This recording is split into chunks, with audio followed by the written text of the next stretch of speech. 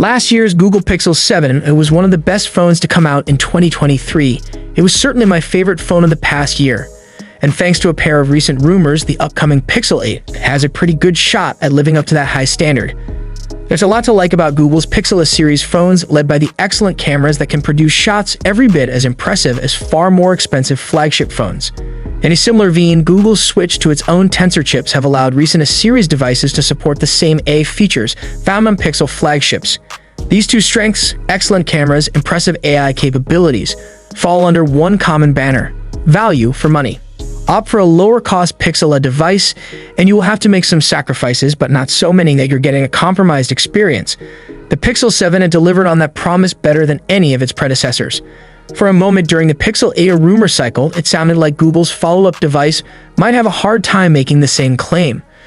But recent leaks about the Pixel 8's price and level of support have eased my concerns about what we're going to see once Google takes the wraps off its new phone. Let's start off with the potential price of the Pixel 8a, a pretty critical piece of data given the Pixel 7a's status as one of the best cheap phones under $500. For a while, it sounded like the Pixel 8a might not meet that standard, for the simple reason that its price was expected to increase above that $500 threshold.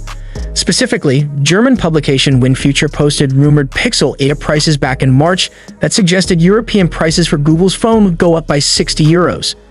A less convincing rumor pointed to a price hike in Canada as well.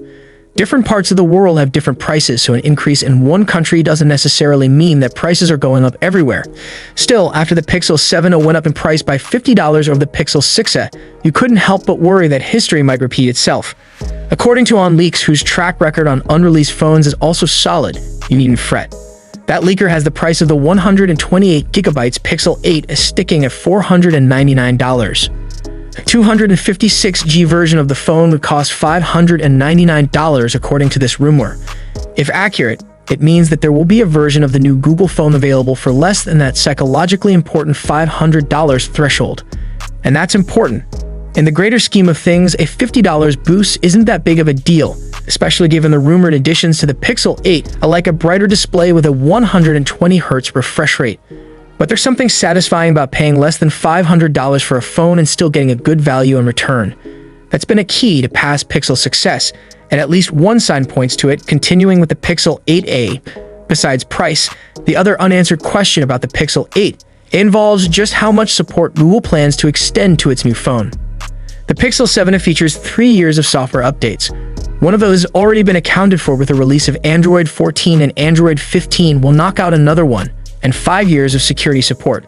That's not bad as far as mid-range phones go, but Google's support has gotten a lot more extensive since the Pixel 7 came out.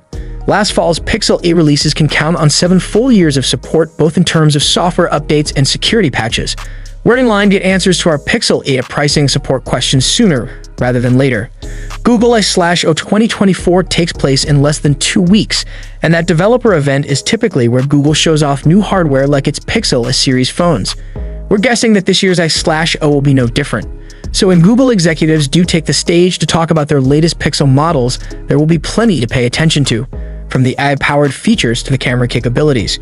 But it's price and security support that will go a long way toward determine just how big a value the Pixel 8 figures to be. What factors contribute to the value proposition of Google's Pixel series phones, particularly in comparison to flagship devices? Do let us know in the comment section. Hope you liked and subscribed to this channel. I will see you in next one.